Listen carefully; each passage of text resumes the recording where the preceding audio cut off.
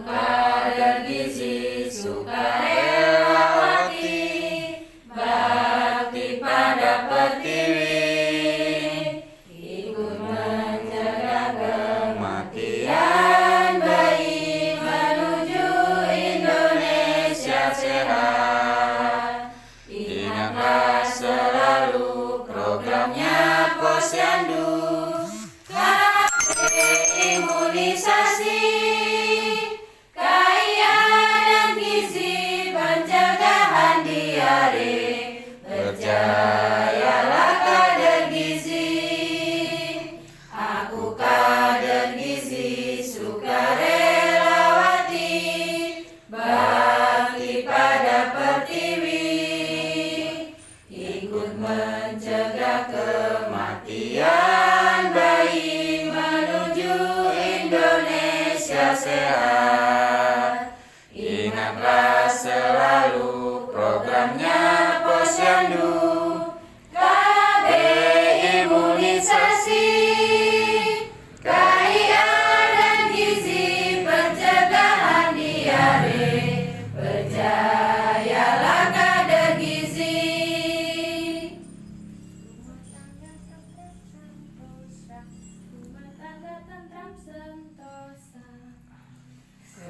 Keluarga berencana, sudah waktunya, janganlah diragukan lagi. Keluarga berencana, besar maknanya, untuk hari depan nan jaya. Putra putri yang sehat, cerdas dan kuat, akan menjadi harapan bangsa. Ayah ibu bahagia, rukun raharja, rumah tangga tentram sentosa. Keluarga berencana, sudah waktunya, janganlah diragukan lagi. Keluarga berencana, besar maknanya, untuk hari depan nan jaya. Putra putri yang sehat, cerdas dan kuat, kan menjadi harapan bangsa. Ayah ibu bahagia, rukun raharja, rumah tangga tentram sentosa.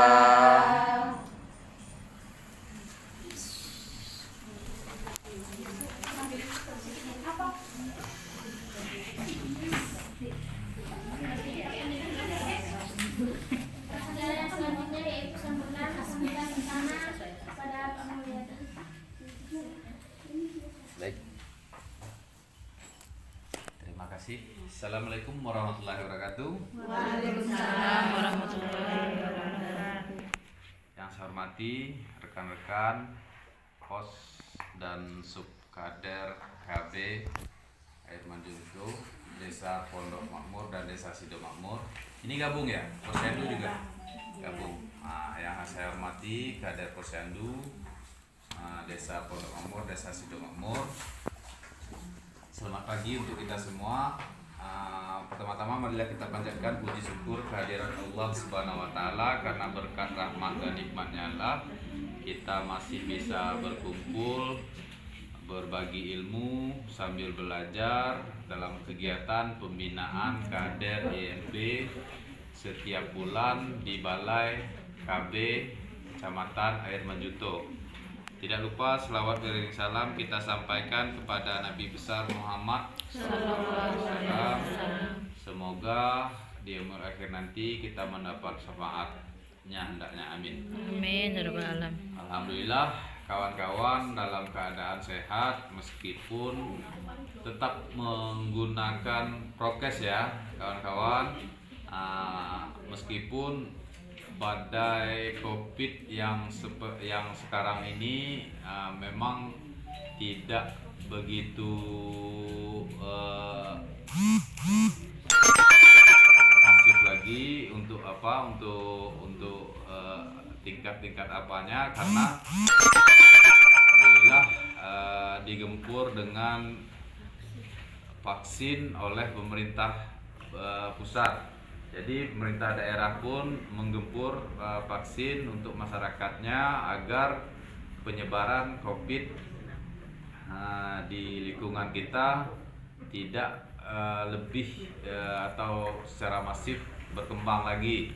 Alhamdulillah ini sebagai kader juga kawan-kawan juga harusnya nanti seandainya ada di masyarakat itu yang beranggapan atau berpemikiran lain dari pemerintah atau dianggap pemaksaan terhadap vaksin ini, itu tujuannya tidak pemaksaan terhadap masyarakat. Itu tujuannya untuk menghindari penyebaran secara masif dari penyakit itu sendiri. Itu diantaranya kawan-kawan harus menyampaikannya juga kepada masyarakat bahwa itu bukan tujuan masyarakat untuk pemaksaan, untuk apa, bukan. Itu adalah untuk menghindari masyarakatnya sendiri agar terhindar dari penyakit yang mematikan ini. Berikutnya kita mungkin sudah terbentuk TPK, tim pendamping keluarga untuk kegiatan keluarga stunting. Jadi kawan-kawan sudah memahami nggak itu stunting seperti itu? Nah, jadi stunting itu sendiri itu sudah dicanangkan oleh pemerintahan pusat. Jadi kita sebagai koordinatornya itu bersinergi dengan kesehatan, pendidikan, dan lintas sektor lain untuk mencegah stunting. Bagaimana mencegah stunting? Dalam program kita diantaranya menggunakan alat obat KB. Alat obat KB dengan mengatur jarak kelahiran. Mudah-mudahan anak yang kita lahirkan atau anak yang kita idam-idamkan itu terbebas dari stunting. Nah, di desa kita atau di desa Sidomamur dan Pondok Mamur itu setiap desa itu ada tim pendamping keluarganya, itu ada 3 orang, PKK, Pos KB, dan bidan desa nanti yang ikut mendamping kegiatan pendampingan keluarga terbebas dari stunting.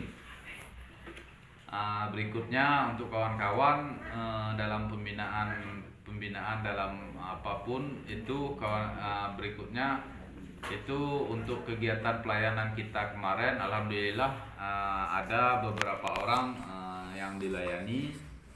Saya sangat mensupport kawan-kawan yang baik kader Posyandu ataupun kader KB. Itu alhamdulillah memang kawan-kawan sudah, kalau seandainya sudah ada buku besarnya ya untuk push kawan-kawan. Push kemarin saya isinya tak ketik sendiri ya Pak. Kalau yang di Posyandu kami kemarin sudah, kebetulan kalau Posyandu kami Melati Putih sudah rekam bersama. Jadi istilahnya yang wilayah kerja Posyandu di Posyandu Melati Putih sudah buat buku gitu. Jadi kita sudah rekap mulai push sama push kemarin sudah. Kebetulan seperti itu.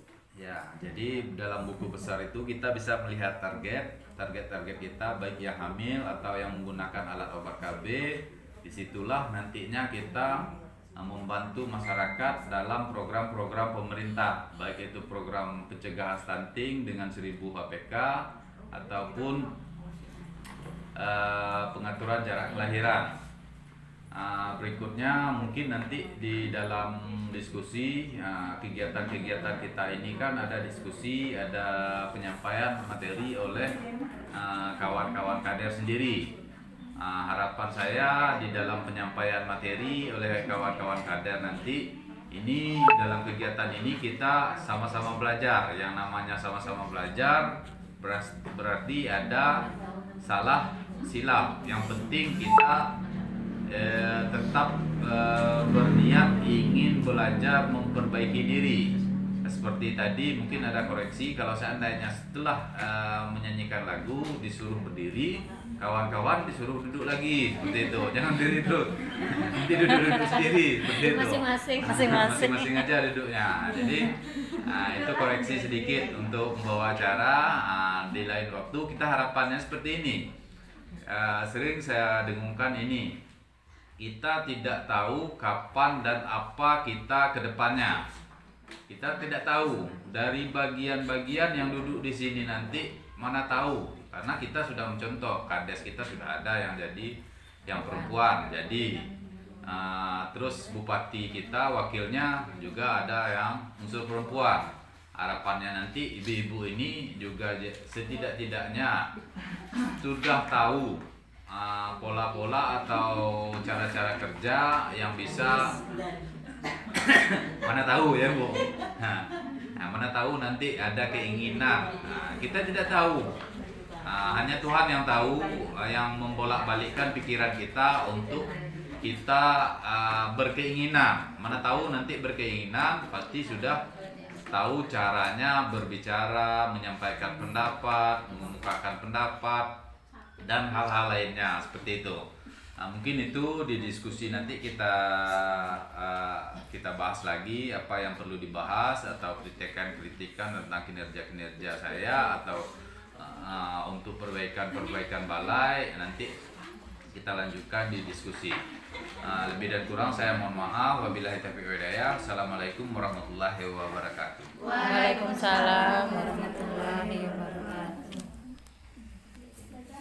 Sambutan selanjutnya mungkin penyuluhan.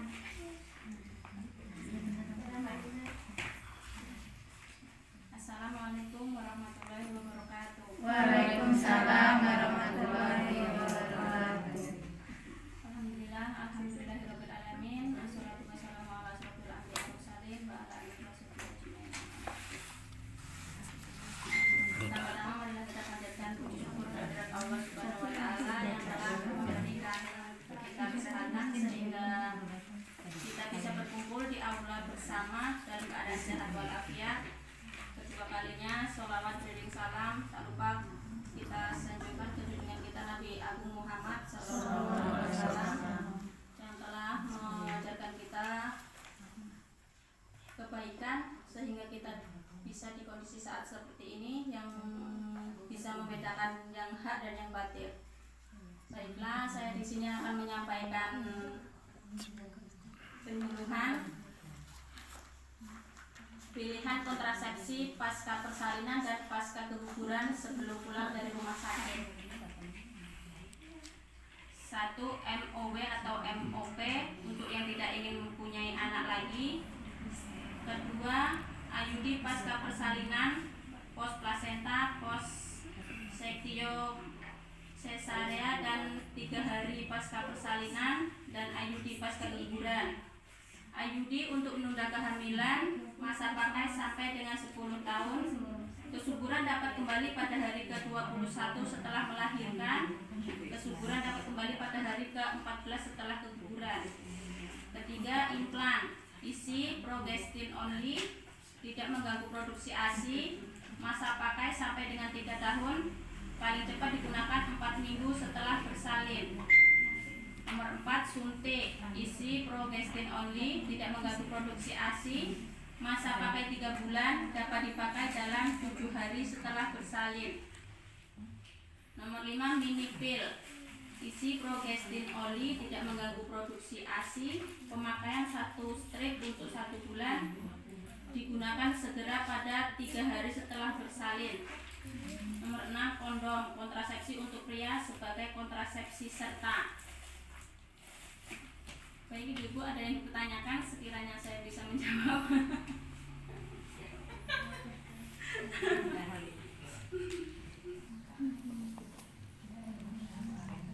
Nggak ada Ibu-ibu?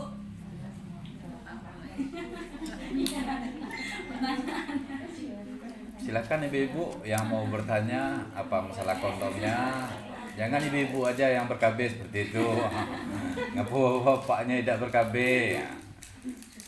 Kalau ada bapak-bapak nih. Sebenarnya kalau yang namanya keluarga kan persatuan 2 kepala. Nah, seharusnya tahu. Kadang yang kemarin ada penyuluhan di balai penyuluh, itu diundang bapak-bapaknya. Memang ada sebagian bapak itu tidak tahu apa alat obat KB istrinya seperti itu. Jadi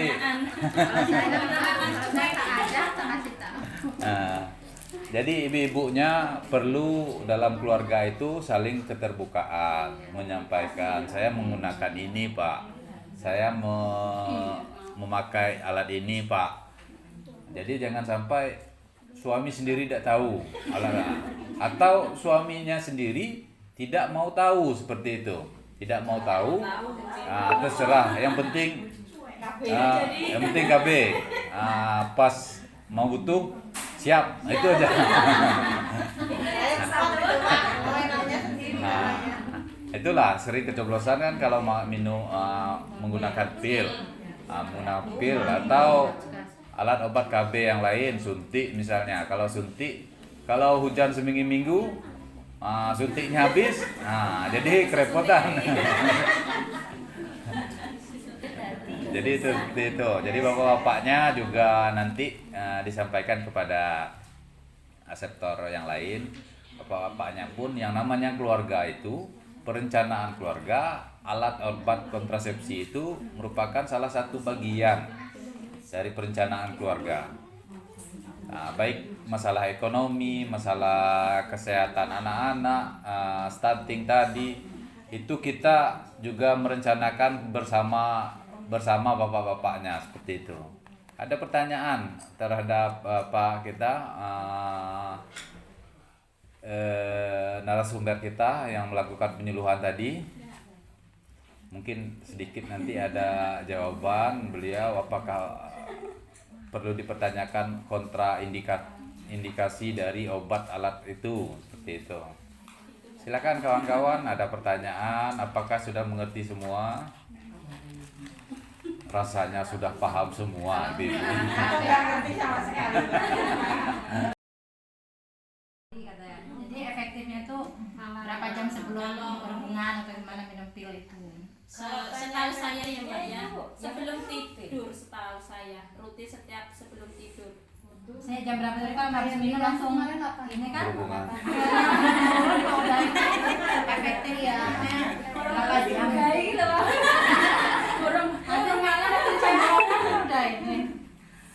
Kan kalau setahu saya dulu waktu nanya ke Bu Bidan, Bu Yeni kalau nggak salah itu, misalnya gini loh, kalau kita minum itu jam 8, itu nanti minum lagi itu jam 8 gitu. Nah, apa yang sama.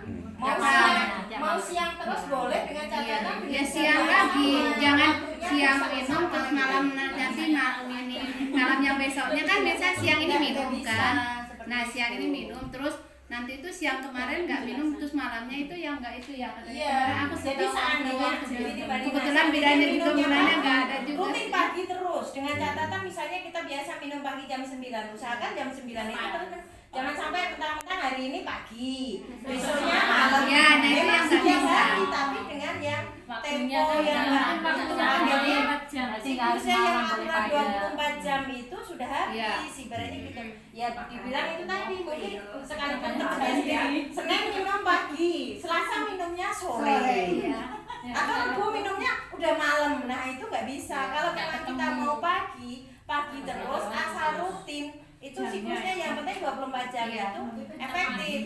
Masa Jadi 24 jam. iya, jadi masa Sebenarnya kalau kita masang infus, udah masang infus kita jam 12, besok ganti itu jam 12, ganti 14 kan kita udah habis. Jadi makanya jangan mentang-mentang ini Senin minum, Selasa minum, Rabu minum, tapi minumnya sampai itu. Ya jadinya ya seperti itu jadi beneran. Itu yang bikin kebobolan ternyata. Dunianya males. Jadi kalau seandainya ini ada kasus, Ya. seandainya kelupaan 1 kali minum, Dilewat. kalau aku tak lewat. kalau dalam aturannya itu diminum 2. Aku tak lewat tapi nggak jadi. aku tuh ya yang belum enggak aku terus terang. Aku yang belum pernah ngerasain KB itu suntik. Pil udah, kondom udah, sampai sekarang IUD, implan udah, yang belum tuh suntik dari dari mulai nikah sampai sekarang tuh suntik tuh kayak apa belum pernah. Tapi kalau pil, alhamdulillah ya itu. Kalau misalnya hari malam ini kelewat, terus ya tak lewat aja, tapi ya enggak, ya alhamdulillah katanya belum. Enggak, mungkin saat terlewat tidak berhubungan. Jadi memang efektivitas yang diminum itu ya tidak bisa dilewatkan seperti itu.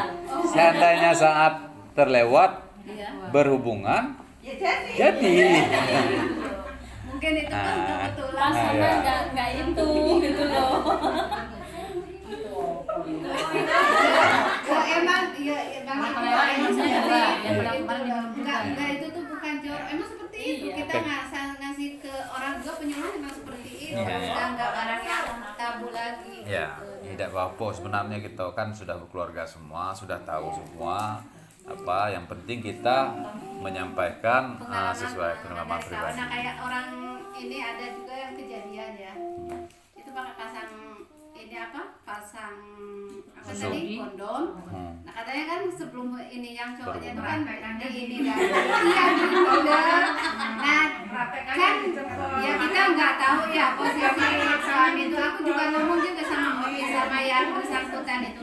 Jadi kalau aku kan pengalaman aku juga pakai kondom. Aku bilang kalau waktu KB kondom tuh mau main mau enggak, yang penting kalau kita niat mau main pasang, nggak ada ceritanya nanti dulu, pokoknya pasang sebelum main. Kalau aku kayak gitu loh, nyatanya iya loh, yang pasang katanya udah mau ini baru gitu. Nah kita siapa tahu, nggak ada yang tahu kita suaminya udah ini kan udah jalan dulu ribet banget.